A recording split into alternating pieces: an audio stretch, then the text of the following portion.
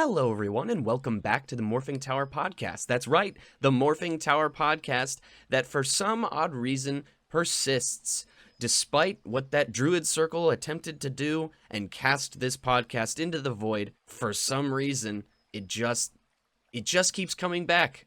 It's not that it wasn't pulled into the void, it has been multiple times, but for some odd reason, the tower keeps regurgitating it. I would like to read off a memo that I have here. This is from the sanitation division. We haven't heard from these guys in a hot minute. It says, to the employees of the Morphing Tower, after much cleanup, the last of the janitor corpses have been removed from the roof. It was very difficult because the birds were very proficient. That's not great. It would appear that the birds have all but abandoned the tower entirely. Matter of fact, the air is so still and quiet up here, it seems as though birds in a 2-mile radius have completely abandoned the area. Okay, that's weird. We are continuing our cleanup duties, trying to eliminate any extraneous stains from the windows that the washers were unable to get when they were otherwise preoccupied. Please keep your workspaces clean, as surprise evacuations might be necessary soon. Signed, the Sanitation Division, which, boy, I wish I could feel good about half of these memos that I find in this building, but it's getting real difficult. Well, anyways, I am joined today by Simon, aka Monstergarden. Welcome to the podcast. Hello. I'm glad to be here. Yes, I heard you talking to yourself inside of this large mossy log in this... What is this area we're in? Is it like a giant terrarium? Honestly, I don't even know myself, really. I was just minding my own business at home, just doing what I normally do. And all of a sudden, this door just opened up, and inside was this place. And I mean, I myself, I love myself some moss, and it seemed incredibly cozy, so I just decided to move my whole setup into here, and now I just do what I normally do, but here instead. Oh, yeah, logical. You know, you see a large mossy log Yeah. and you're like, oh, my PC setup, would go so nice in there. The Wi-Fi here is actually incredible. I don't know how it works, but it just does. And you know what? I'm not normally a picky eater, and there's just pill bugs around, and those are great. Yeah, So you're out yeah. here living your best Lion King life over here. Hakuna Matata. Yes. All right. Well, thank you so much for being willing to be a guest on the podcast. Finding your channel was a delight because I think yours is the very first channel I've ever found on YouTube where I guess its foundation or focus is on world building. And that's special to me because anybody who's known me for a long time knows that back in February on the 27th of 2008, I'll spit this date out ad nauseum to people because I remember it because I actually had the presence of mind to date the first drawing. Me and my close friend, we created our own make-believe planet. And from that point onwards, I kept drawing for that world, and over the course of time, I built up a catalog of like over 2,500 characters for it, and I just kept going. I haven't done anything with it for a while, so coming across your channel and seeing somebody taking so much time and effort to really build out their world was really, really cool to me. It brought me back to my childhood of just like, oh, how would that work? Or what would these characters look like? It was just very cool because it's an aspect of creation that I'd forgotten about. And again, possibly it's just because it's not necessarily the most popular thing to run across on YouTube. But yeah, your channel is called Monstergarden, and it's awesome. Yeah, thank you. I like how you know the exact date of when you started doing it, because for me actually, I also know the exact date that I started like No drawing, lie. not specifically world building, but um it was a very clear turning point, the same way as you, I guess. Mm. Where it was the same thing actually. Like it was a friend who got me into it because one fateful day my tablet broke. Like I was addicted to games as a kid, and my tablet broke, and then I just like walked around the classroom trying to find something to do, and there was a one of my friends in the corner who was like doodling in a sketchbook, and he was drawing. I remember it exactly. I still have the drawing. Oh, really? It's Pyramid Head from Silent Hill. He was he was drawing that guy off of his phone, like using a reference on his phone. And so I was just like, okay, I'll just join him. I sat next to him, pulled up a piece of paper, and then just started drawing. And the deciding point of me wanting to become an artist, or like being like, okay, screw it, I'm gonna be an artist, Hmm. was after we finished the drawings. Um, we were like, okay, cool, but let's see which one is actually better. So we went around to like some friends in the classroom, 5 of them to be exact, and his drawing got 2 votes and mine got 3. Of Wow. and I was like, I guess I'm an artist now. And then I just committed the rest of my life to it. I was like, who cares about classes? Who cares about all this other stuff? I'm gonna be an artist now. Because I guess before that, I wasn't good or notably better at anything else that stood out to me. So that one vote was enough to like get me to be like, okay, this is the thing I excel at, I guess. That's such a cool like origin story for getting into drawing. Like with me, I can't remember a time before I enjoyed drawing. Like I would just doodle on it, like everything, anything I could. Hmm. I used to actually make little paper dolls. I would draw my own fake superheroes and then cut them out. So it's like I don't have action Oh, figures of that's my fun. characters, so I'm just gonna cut them out and play with them. And yeah, that was something I did before my made up planet. But Hmm. something that I found out was very, very cool, and I don't know if you've run across this, but after I made that world and everything, my cousin, like I would bring like my binders and my notebooks everywhere I went. That was the other thing, is I had binders of characters. I did Hmm. not have notebooks, I had binders with like sheet protectors on every page. And I would Goodness. just bring this monstrous thing with me everywhere. And my cousin eventually like wanted to make his own world that like would exist in the same universe basically. And what was really Uh-huh. cool is mine was very fantasy driven. A lot of the early drawings were back, practically every single one of the old characters was like a chimera. Like that was Hmm. kind of like the whole thing. Like the sort of Greek chimeras where it's like head of this, body of that, or more of like The, a the child mix. version of chimera where it's like arrows pointing to the torso and be like lizard, and then Oh, head okay. Yeah, is I like know exactly what you're talking about. I had some out there designs, but then so mine were all basically like these, more fantastical things, swords, shields, that kind of thing. But my cousin, who was a huge Clone Wars nerd, he made his own planet, and literally his planet was just called Tech. And it wasn't until he created his and that there was some like sharing of ideas that my world's tone shifted into like more of a halfway between fantasy and like sci-fi. And his was the exact same way, where when he started off he was basically only doing sci-fi like stuff, but then after our worlds like interacted with each other, he started inputting some more like medieval or fantasy stuff, and it was like this really cool cross-pollinating of ideas. Hmm. That does sound really fun. I when it comes to world building, like I've been drawing for a while, but like with world building, there wasn't the same kind of like a deciding moment when I got into it, or Mm-hmm. like having other people to brainstorm worlds with or whatever. That came later. I sort of just stumbled into it more. I guess the longer I've been drawing, the better understanding I've gotten of why I like drawing.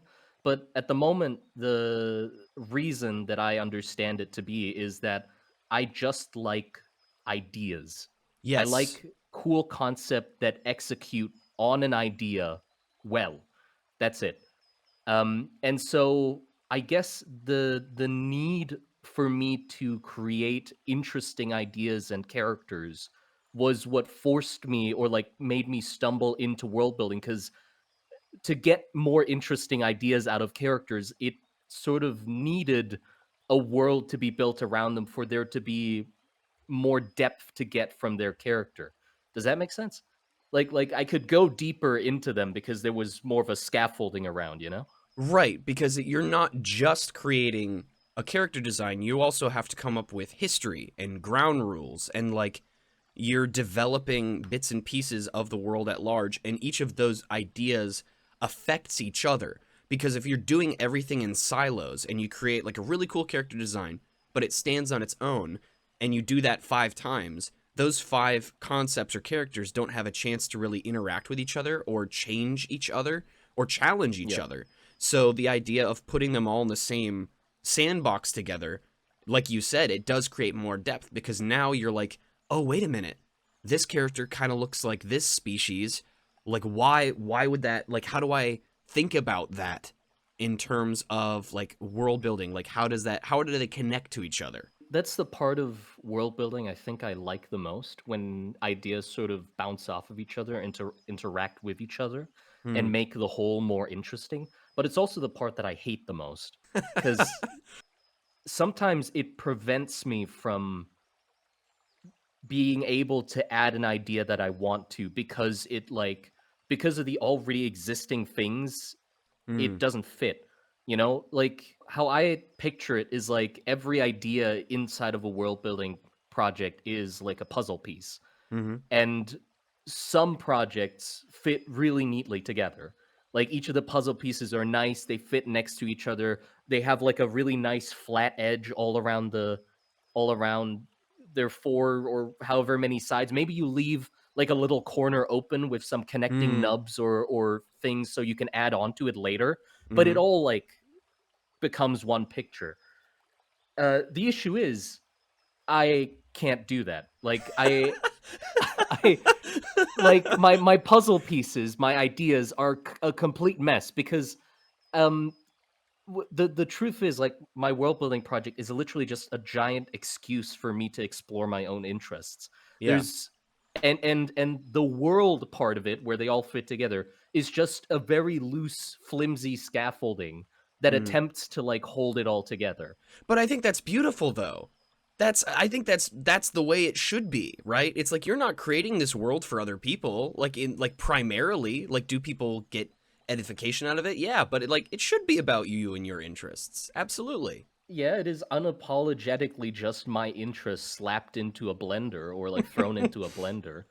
But I guess, yeah, like I have realized recently that it doesn't matter as much, that things work perfectly together, and I think like working on the codex had really helped me with that. For the listeners, when we're talking about the Codex here, Monster Garden, Simon here made like, or why don't you explain? You explain the Codex. The hardest part about world building is that before the codex, it was all in my head, and that's not That's good. yep. That's like edging towards insanity, and you need to like put it into something.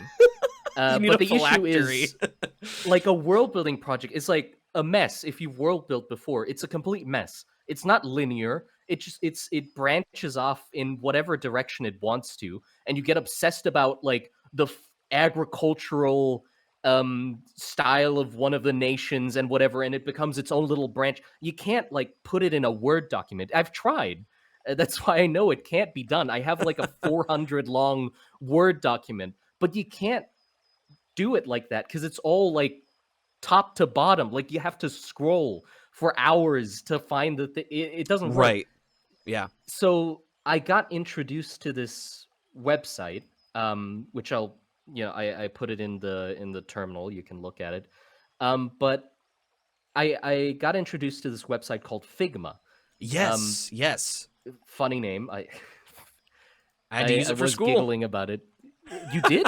Oh I've yeah. never heard of it before now. I just got introduced to it because of somebody I was working with. It's basically perfect. It's exactly what I need Yeah. because it's just a giant canvas where you can just throw images onto it and throw text onto it and just move things around in like frames or whatever and like order them however you want, like a mind map with lines connecting them or whatever. Because I tried a mind map app before that as well. Like there was one, I don't know what it was called, but it let you make mind maps. But the issue with that is all the mind maps were little headers that you had to click into, and then they would scale up to show the thing you wrote into it, and you couldn't put images into it.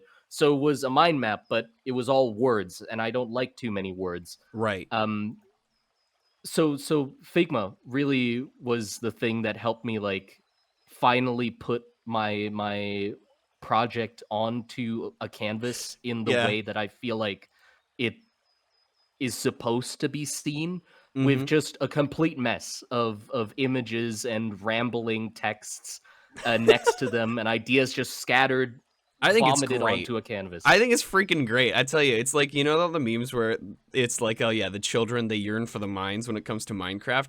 I yearn for the conspiracy board. That's what I yearn for. I yearn for the Yes. biggest spider web of nonsense of just like all the Yeah. lore. Like, I love that sort of stuff. And so being able to have all of your stuff together in this format is really great because, to your point, since everything is scaled such that it's not like you have to collapse and uncollapse everything, it's like, no, everything is visible and you just have to zoom in and zoom out. It's the entire thing is there.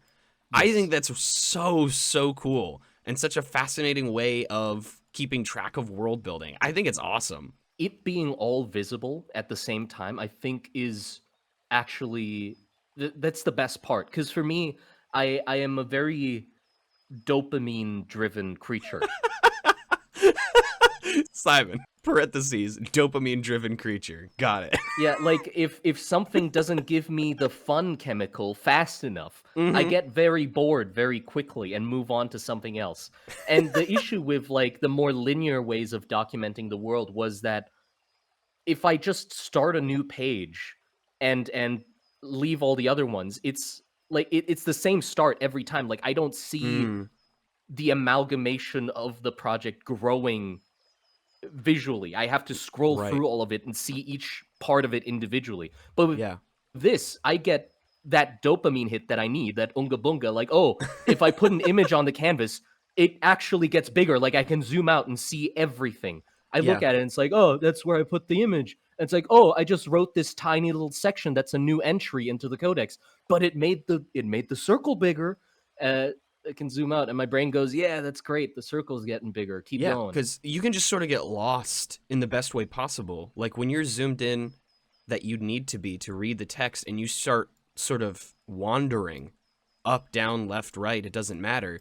You're going to come across something else, something interesting, like really cool designs, which that's one thing. It's weird. I don't think I realized until this morning that I think I had seen your dwarf design somewhere online before. I can't tell you where, but it wasn't until I watched your video about the dwarf design that I was like, wait a minute.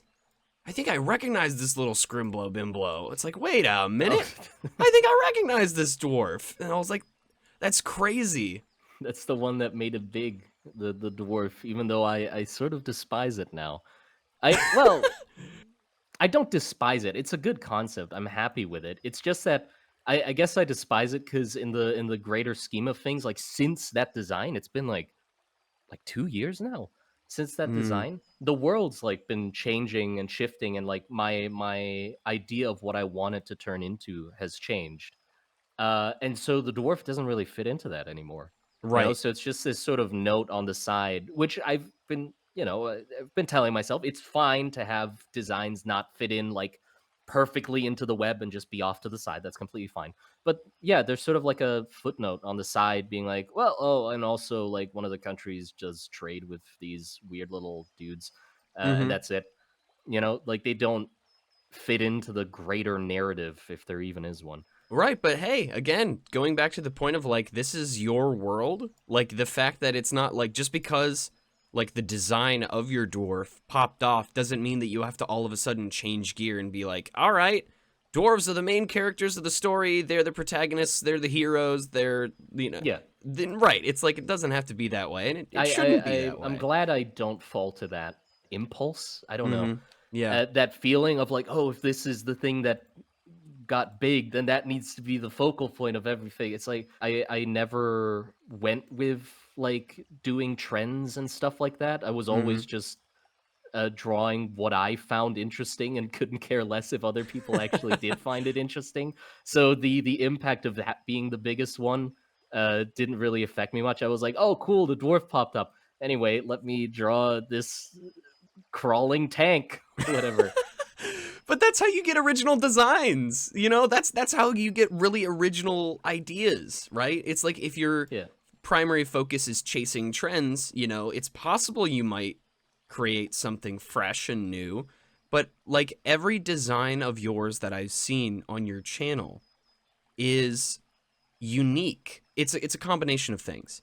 It is your art style combined with, so like as an example, like one of the more recent ones that I watched that I really, really liked was the whole concept of how magic users work, in the sense of like their implants, their organ, like the Tarai, the changes that happen to them over the course of time of using mana. Like everything about that, I was like, this is such a cool, it's just not a common thing, where I feel like a lot of people tend to stay to maybe the more accepted or ubiquitous or just like common fantasy tropes. And this one is so fascinating to me because, again, going back to like some of the stuff that I used to make in my childhood, is like this weird fusion of fantasy and technology coming together. Maybe a more like common example of that, I watched one of my buddies forced me to watch Arcane season 1, and there was a lot of stuff in Arcane that I was like, oh, that's kind of a cool idea, where it's sort of Oh yeah, fusing the fantastical with tech. I was really interested in the rune core thing that the Victor or whatever he was fiddling with. Like Yep. that thing really made it interesting because yeah, I do have like an interest in like magic tech and stuff. But yeah, I liked Arcane season 1. That was fun. But yeah, the tech did really stand out to me because it was trying to like science-ify magic, which Yeah. I mean, as you might be able to tell with my like the magic system you mentioned, I find that sort of thing interesting. And well, you say that it's like unique, or the magic system I made is unique, but the thing is, like, it's literally again just an excuse for me to explore what I like, and it Yeah. just turned into that. I wasn't like aiming to make like a unique magic system starting off. I literally just started off thinking, okay, I want a magic system for the setting. I like when things are visual. Like I'm a very visual person and a visual artist. Like You you, never. I don't like drawing, but no, like all of my concepts, if you've realized, they're fleshed out to the extent that they affect the visual design of the thing. As Hmm. soon as like the concept or like exploring the concept further um doesn't develop the visual aspect of it anymore, I don't care about it. You're not going to write a whole scientific treatise on here's how the magic system works with no visuals. The politics are non-existent. There's no country names or like how are the states governed or the countries governed and stuff like that. None of that exists, just because even if it did write about it, it wouldn't change the visuals of it. So I just don't care about it. I Right. know exactly why I draw, and it's because of the visuals. So if anything doesn't do anything to the visuals, I just don't write about it or just Yeah. don't explore it. Um, but yeah, with the magic system, it's literally okay. I want to make a magic system. What do I like? Well, I like when things, when concepts affects things visually, Mm. and I like body horror. Yeah. So that's literally it. Okay, I need to make the magic system so that it forces the people that use the magic system to change visually, Yeah. because that's what I like. I like visual changes. I don't like it when like a magic. Like, it's fine if you do. I want to preface that, but if I don't really care for the magic systems where magic users just look exactly the same as people that don't use magic. Like, because I like seeing something happen to the person. Not just clothes either. Like Yeah. if you strip them down naked, and a magic user and a normal person just look exactly the same.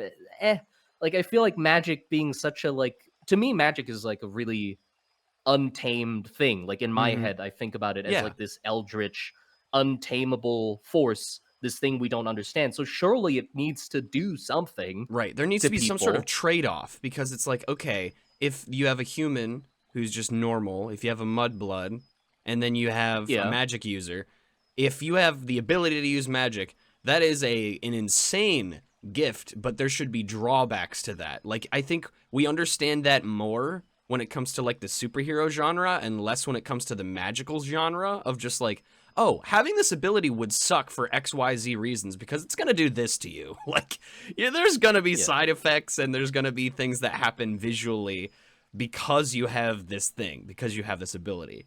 And also, I guess that also goes for yeah, I just like things being physical. Like I try to ask myself this as often as possible when I'm like designing things, is like which way would be cooler, if I do it without this, or if there needs to be some extra stuff to have this be Mm, possible. Like with the magic system, would it be cooler if they can just harness magic and cast out spells without anything, or would it be cooler if they needed specialized devices implanted into right. them to do that? So it just adds something extra. And it, like, of course, if I say it like that, the obvious thing is, well, it'd be cooler if you have to modify somebody. Brilliant salesmanship. Would it be cool if you did something dumb and lame? Or would it be cool if you did something If you rad did and the cool awesome? thing and the that's how my concepts go Yeah, most of no, the I get time. it. You're doing the rule of cool, just not in D&D. You're doing it in a different setting. Yeah. Absolutely.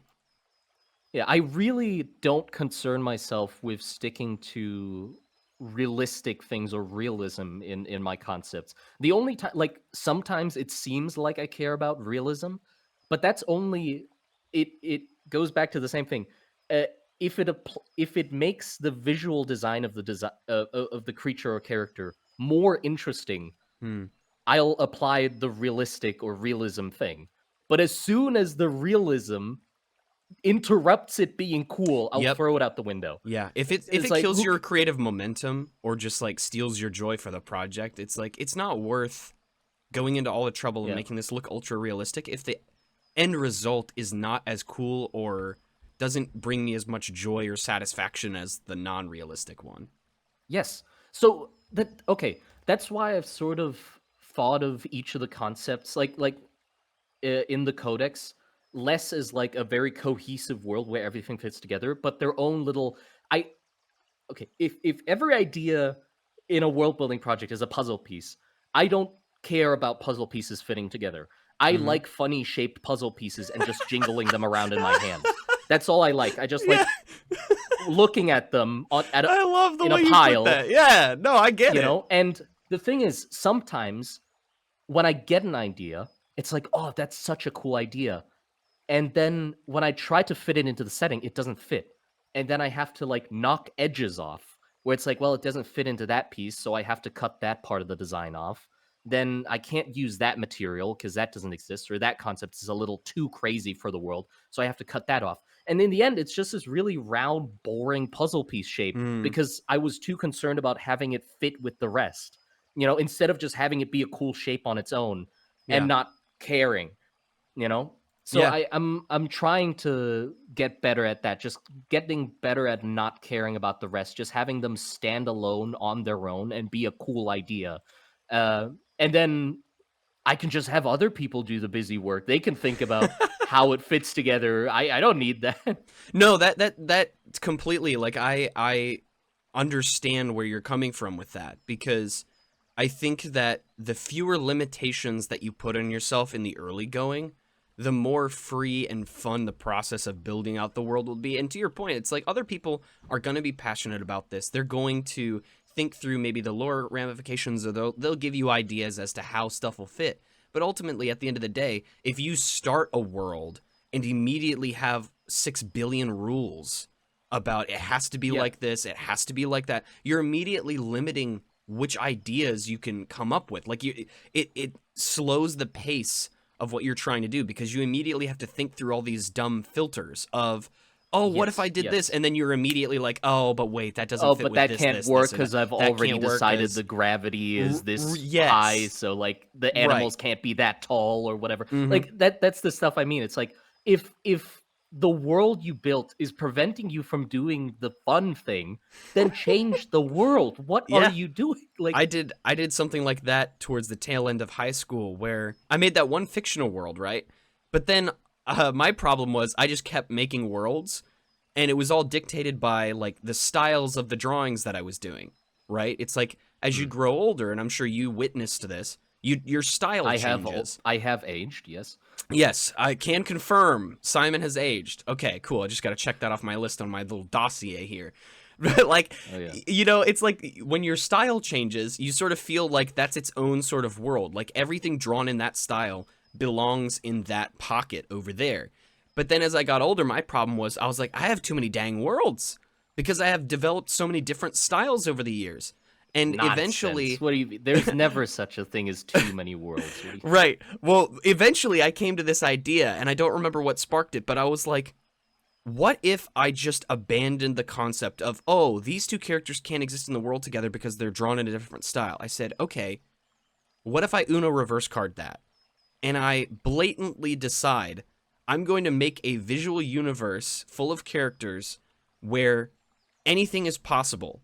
Like that is the ground rule, is anything is possible in terms of character design, in terms of you could have a super realistic character standing next to a weird little cartoon looking thing and it all works. So I've talked about this before on the podcast. I love games like Smash Brothers because of the medley of random, strange, odd, nonsensical characters standing next to each other in the same context. That makes my brain so happy.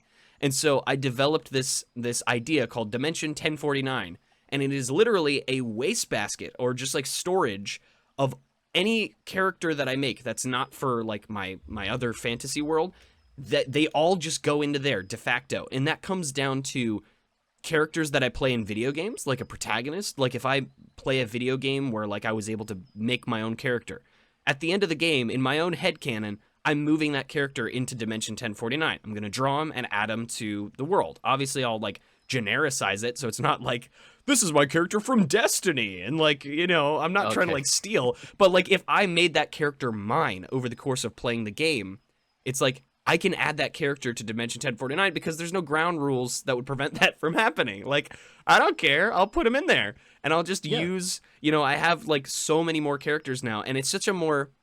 I appreciate what you said about how you go about world building, because you avoided that trap of like, oh, I need to set up all these, you know, foundational ground rules, and I can't run afoul of those. And because, like I said, it limits everything. Yeah, let me be clear. I didn't avoid that trap. I very much fell into it. You recovered and then from it. Crawled my way back out. I'm not saying like I'm not like an enlightened person that avoided all the issues along my path to success. Like I've fallen into all of them, all of the pitfalls, all of them. I've hit all of them. But the fact that you crawled your way out—that's what matters. Yeah, but when I was in there, it was miserable. Like there were solid periods of months where the project was the most boring thing you could ever think of. Any of the soldiers didn't have any sort of designs on them. Nothing fun was possible because I was like, it needs to be realistic. It needs to be gritty. None of this makes sense. And I just cut down everything that was, you know, the resemblance of fun. And then finally, you know, I realized, like, what am I doing? And yeah. and that allowed me to continue and then fall into the next hole along the path, But which that's how is you learn. Yeah, that's, yeah. it's part of the process, which, by the way, this is just something I'm going to forget unless I mention it now. You're going to have to do a heck of a lot to convince me not to think that ROM is like the coolest from a design perspective. Because I like mean, in the fictional world, in the story that you're telling, right? It's like Veruse versus ROM. Like the visual language of just like the speaker, like the ROM speaker, the video yeah. that you did on like the war from their perspective, I was like, Mhm. bro, I love ROM so much. It's so Yeah. cool. I'm quite happy with their visual design, but it changes a lot. Like it they've developed over time. Like I can't set things in stone for the life of me. I always keep tinkering away at them, and I think a good example of that is like I'm working on it right now. Actually, is the Ram Soldier. Like I've Yes. designed the Ram Soldiers like from 3 years ago, and they've changed so much. Like there was so little sauce at first, Yeah. but it like got added on over time as I like got a better idea of who Ram is. If we're referring to the country as like a character, it's like I've Right. gotten to know Ram better and figured out what kind of stuff they do, what they wouldn't do. Because your added challenge is if you have Veruse, which they have everything with Burla and everything, you kind of got a picture of what Veruse is. But then I think something that you mentioned in your video when you were trying to design stuff for Ram, it's like I don't, or no, you were designing the Verusian soldiers. You were like, I don't Yeah. want to just make or create ideas from a reactionary standpoint of what is this character in relation to this other thing. I'm trying to actually give them their due diligence and help make them full-fledged instead of feeling like I'm creating them just to make an opponent for this other group. Like I actually want to make Yes. them feel unique. And like all the stuff that you've been doing with your 3D modeling stuff recently, like the ROM soldiers, I'm liking the direction it's headed. Let's just say that. Yeah, yeah. I think for both sides, it's been they're definitely not evenly fleshed out. Like I don't want to concern myself with that either. Like if one side just happens to grab my attention more, and I Mm-hmm. feel like I have more ideas for them, I just let it happen. Because I often realize like when I try to um force them to be even. And I like, oh, I just thought of a concept for Ram. Now I need to think of a concept for Veruse to Mm, like make it equal. yeah. The second concept I have to add sort of feels forced. Like I'm Yeah. just trying to make something up to fill that empty space instead of having it come from genuine excitement of an idea of like, oh, I just came up with this cool thing. So I guess that's where it's like also still less like a cohesive world because um both sides aren't even yet in the slightest. Like one side's like I think Ram's more developed at the moment, but Verus is getting there. Like I'm starting to get a better feeling So of this them is as well. this is like me forcing you to admit you have a favorite child, right? You're in agreement. Rom's cooler. Rom's better. I need to hear No, you I say like it. both of them. No, I no, like no, both of no, them no. I need you to equally. hear it. Rom supremacy. Come on, baby. Come on. Help me out. I Because I so freaking love the idea of these two nations, right?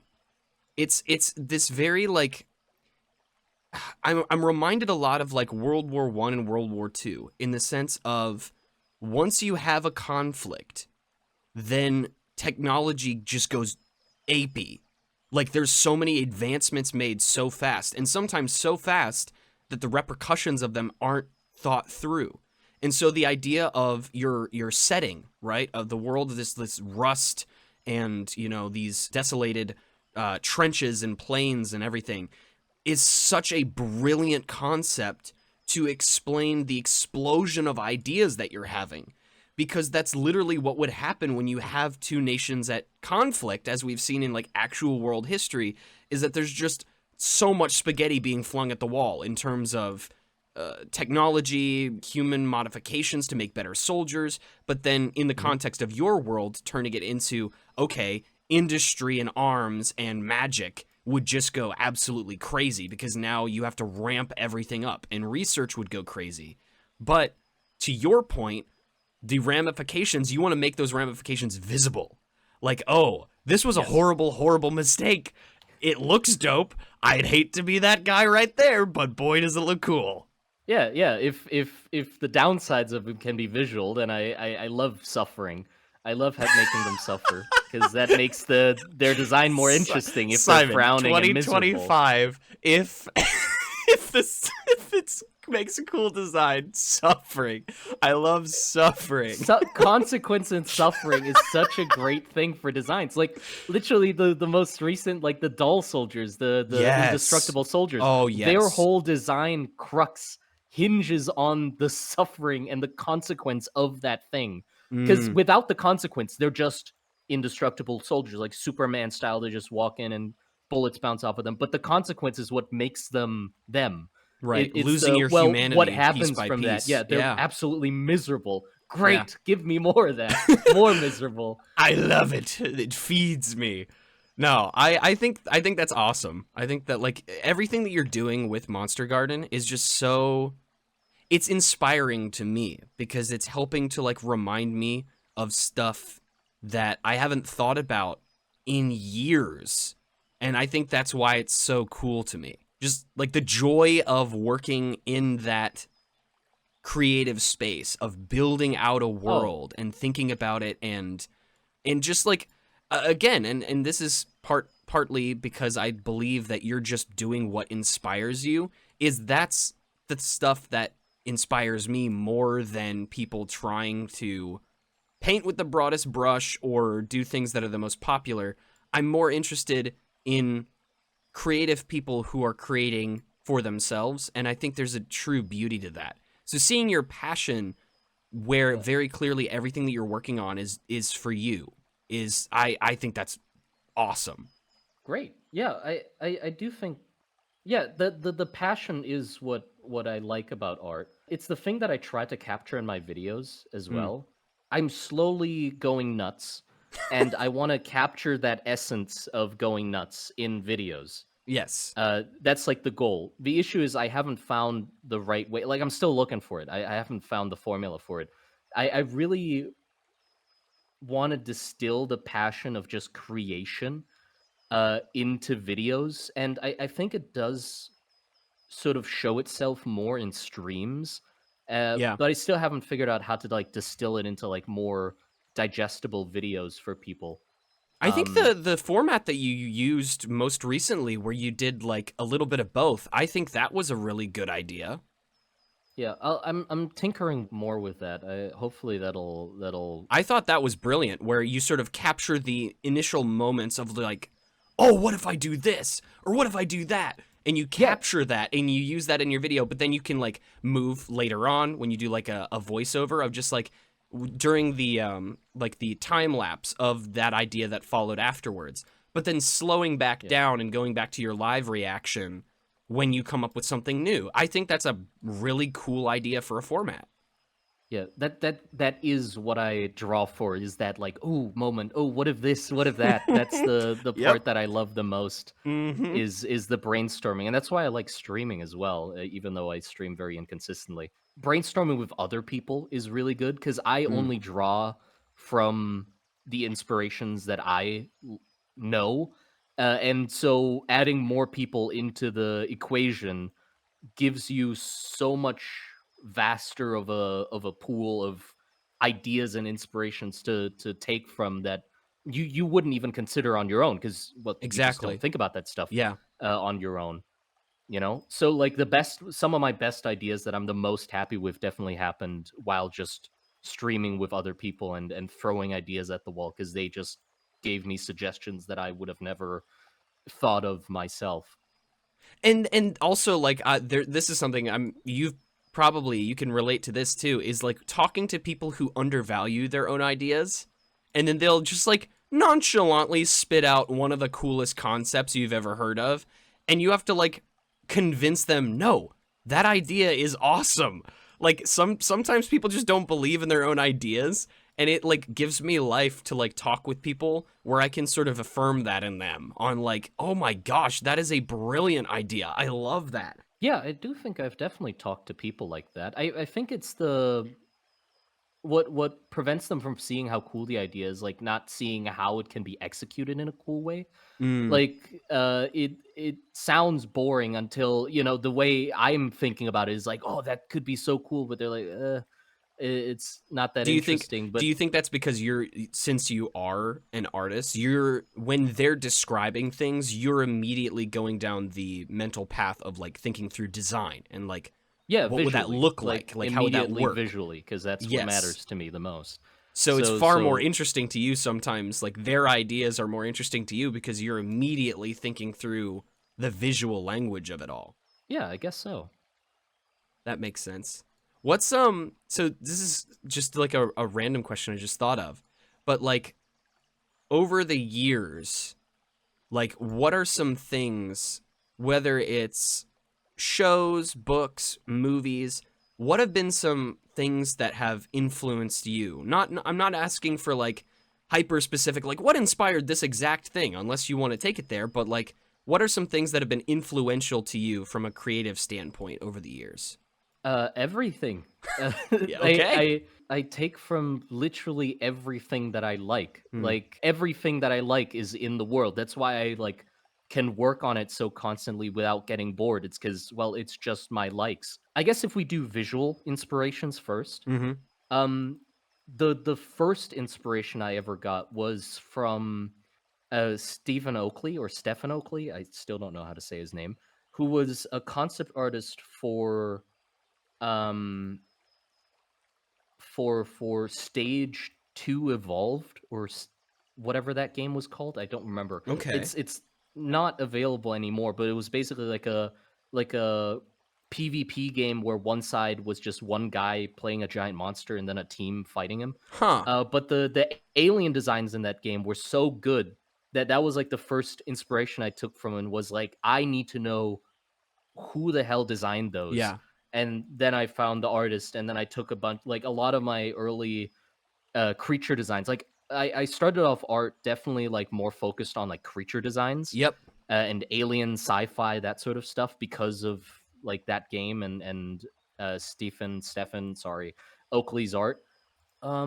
Also Darkwood. I love Darkwood's aesthetic. It's a horror, top-down horror game. Ooh. um, and they have character portraits for when you interact with a character, Oh. and those are so beautifully illustrated. Like, they are characters that look miserable, which is something I seem to be attracted to in character designs. Yes, But also misery. they We've look established that so, you love misery. Yes. yeah, they look so lived in. Mm. Like, all of them look like they've been rotting in the rain in that exact outfit forever.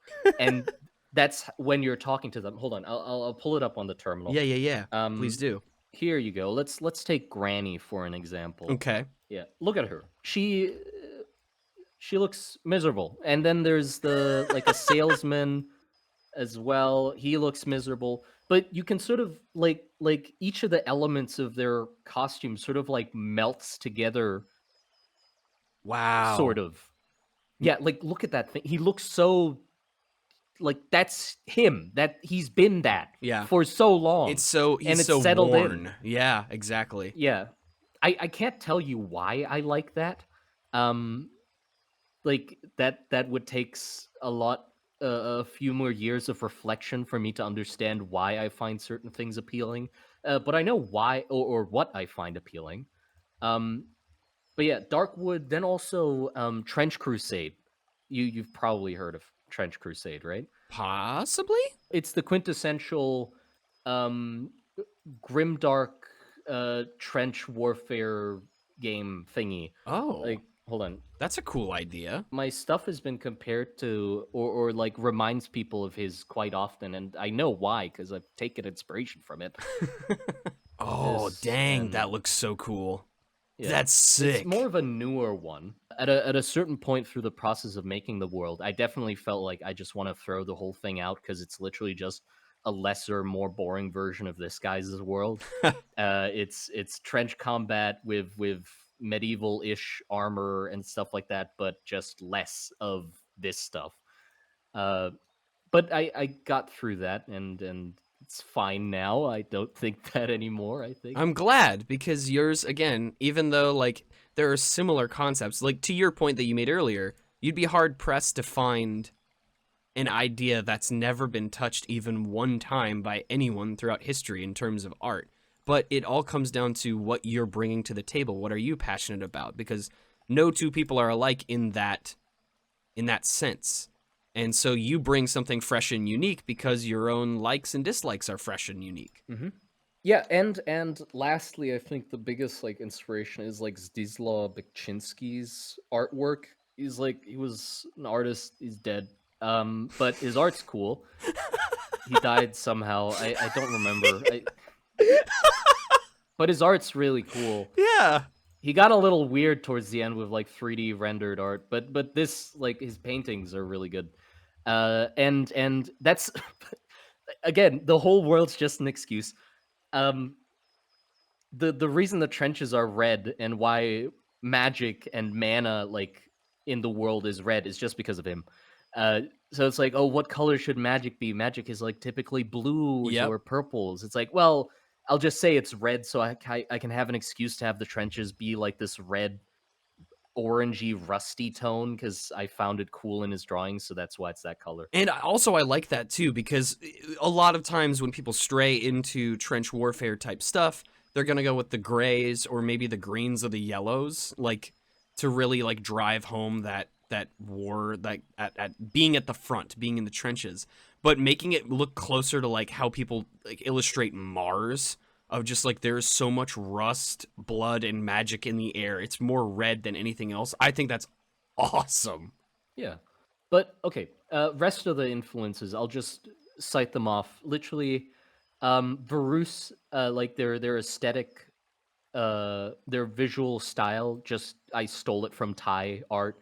It's just Thai art because I like the way it looks, like I like the patterns and stuff like that. It's slowly becoming its own thing, but it started off literally. I like Thai art. I like Thai performances like Korn, where they wear like these costumes and masks and they're Mm. incredibly elaborate. So I just took that and made that into their visual style, and it also fit them because they like worship this like tower thing, and they see themselves as like these people that are trying to go beyond humanity, like they're ascending or something like that. So like a more elaborate, decorated style really fit them. Then like, why do they climb pillars? It's because I like climbing. I like bouldering. Like bouldering is cool. Oh, okay. So they climb pillars. Why does the other nation dig down to the center of the earth? Oh, is it because it's like this dichotomy between the others reaching for the sky and the? No, it's because I like caves and drills. I like big drills, so Yeah. that's why they have big drills. Have you played Peak yet? I want to. I haven't. I don't Dude, have anybody to dude, play it with. I will play Peak with you. I That's just played for the wonderful. first time last week. I'm terrible at it, but there's a bugle in the game, and that's all that matters. Amazing. But yeah, like all of the concepts, I have the same excuse for all of the concepts. Why are there the walking tanks? It's because I like strunt beasts and I find their legs cool, so I made it into a tank in the world. Why is there like why is the tech level in the world that level? Is it because it makes the most sense for the set? No, it's because I like industrial age mechanical things because they're big and chunky and they are Mm, pure function. Like their visual design is pure function, and I find yep. that cool. You can see all the pipes and valves and everything. It's cool. Why is it flintlocks? Why is it Yeah. not World War One guns? They have trenches like World War One or World War Two. Why is not those guns? It's because I like flintlocks. It's that's the excuse every time. Yeah. It doesn't change.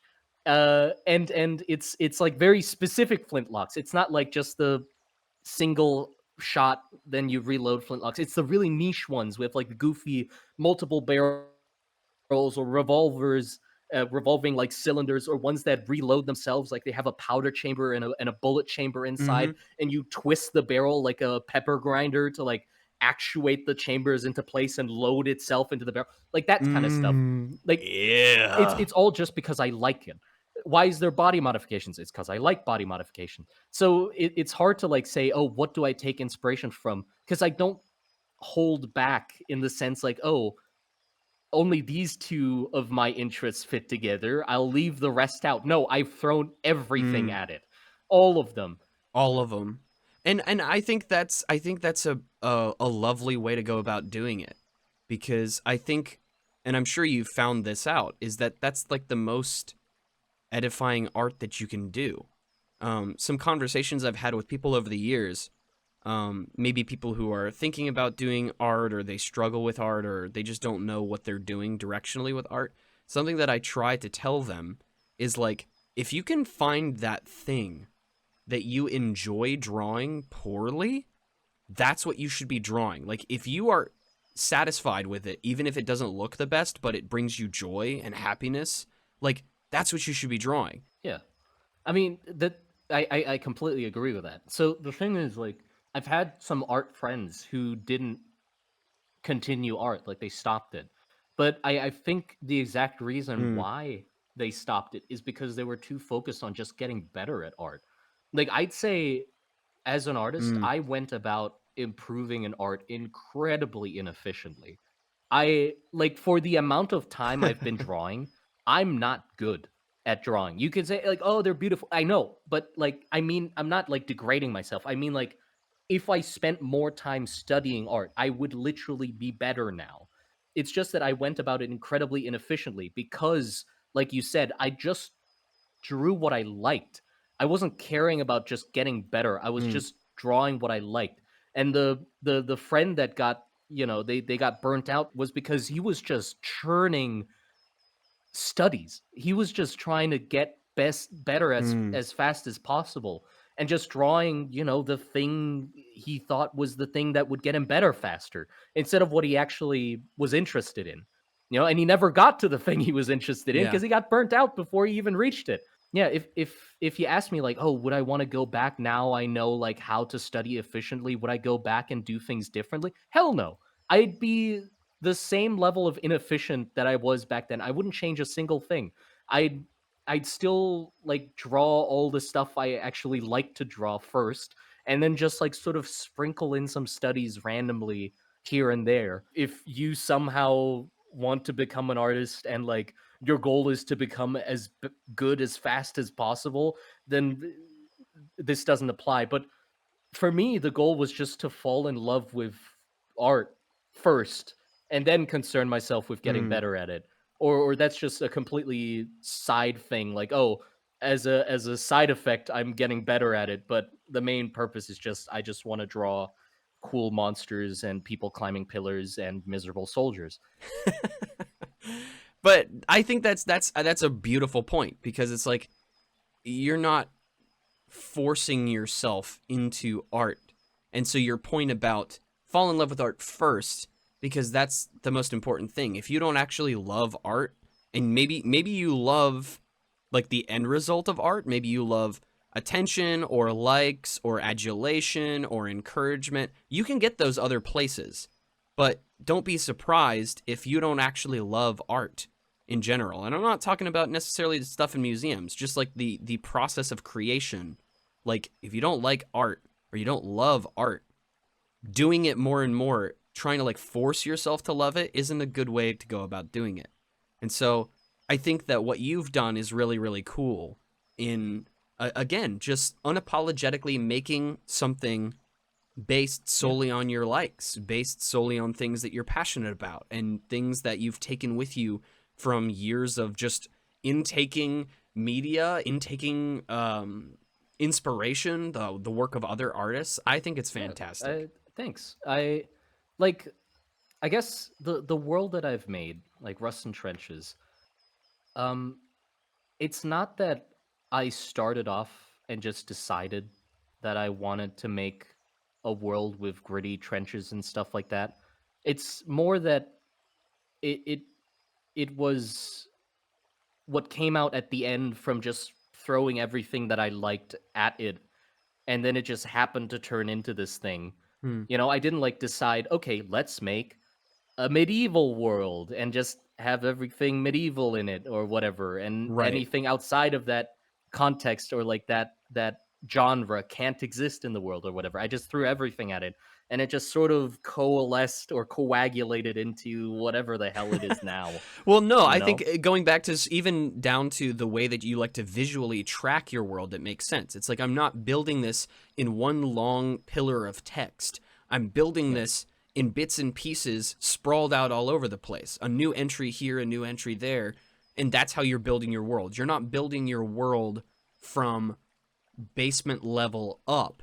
You're building your world however the heck you want because you can. You don't have to build it like a building, where it's like I have to start from down here and build my way up this way. It's like, no, I think I'm going to work a little bit on the roof now and a little bit on this window over here and a little bit on the carpeting in this room. And then who knows, maybe a crawl space over here with a bunch of miserable soldiers, It's Yeah. like that's the way that you're building it. And I love that. Yeah. And I guess like because I'm lucky enough that I can just do what I want for why I want it, I'm just allowed to meander around it instead Mhm. of being like, okay, there's a deadline or whatever. If there's a Right. deadline and stuff like that, obviously the way I do it would completely fall apart. Like nobody should do it this way if there's like a schedule or there's a certain thing that they need to conform to or make it fit into like it doesn't apply, but it depends on the idea. But yeah, like you said, like most ideas, it isn't like ground up. It's Mhm. more like I just get a cool idea, like, oh, I want people climbing, or like I want uh drugged out like monster soldiers. And then the question comes, okay, what scaffolding do I need to build up to Yep. allow that Yep. to exist? Instead of like, oh, I build up the scaffolding and then what goes at the top. Again, just to reiterate, like this conversation that we've had, like sort of winding down the podcast, we're practically out of time, but like this conversation has been so inspiring to me. Like I really appreciate getting the chance to talk with you here in your mossy log about world building and creativity and drawing and everything because it's so many of the things that you do with Monster Garden and you do in your art journey resonate with me so much because it's just so much creativity. And like I struggled in high school, the concept of I've mentioned this on the podcast before, running across a Reddit thread about the problem with the quote idea guy, of basically the person who comes up with the ideas but doesn't actually possess any skills or the drive to actually make any of it happen. And the reason why the stuff that you make is so impactful is because you didn't just stay the idea guy. You actually did put in the time, put in the effort to make things in a visual sense. Like you actually didn't say, "Oh, I wish somebody would just do this for me," basically. It's no, I'm going to actually roll up my sleeves and I'm going to draw this because I'm passionate about it for no other reason. Like that's my drive, my meaning behind it. And I think that's so awesome. So again, just getting the chance to have this conversation with you has been just a lot of fun. Thank you. Yeah, I think it's been very enjoyable. I'm trying to prevent my yapping to continue because I Oh yes, I'll leave you to your log. And obviously the link to your channel will be down below, but is there other places that people can find you online? no. Okay, that's easy. There's the channel, and then I also like stream, but I don't have a schedule. Like you just find me whenever it happens to be. But besides, I don't have an upload schedule either. I have Twitter, but like I sort of post there somewhere or sometimes. So like I don't know. You'll find stuff. Just the YouTube. YouTube's fine. You're not helping us beat the flighty, free-spirited, artsy allegations. You realize that, right? Well, those aren't allegations. Where can I find you? I don't know. I'm everywhere. Whatever. It's it's here and I'm there. just Yeah, on find me. YouTube. Good luck. Yeah, I'm in a mossy log right now. Don't bother me.